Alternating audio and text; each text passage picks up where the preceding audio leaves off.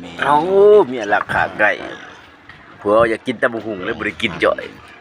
เพื่อทำหนาวโทษแท้ขาไก่ก็ได้ วันนี้เมียสุดที่รักของผมครับ เฮ็ดจะได้เมนูอิหยังให้ผัวกินมัน สุดครับเป็นเนาะ 5 บาท 10 บาท เริ่มซอย ข้างในไก่เอ้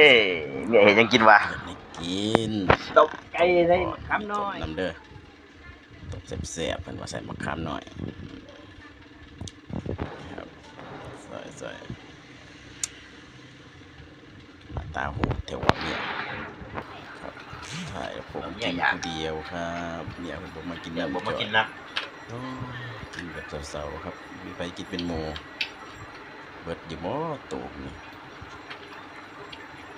เฮ้ย ครับเป็นกำลังใจ เฮ้ย ให้ผมเด้อครับ ผมมากินบ่นี่ คน เป็นหยังอีกอ่ะ มองอีกมุมหนึ่งเมียหักผมแห้งเลย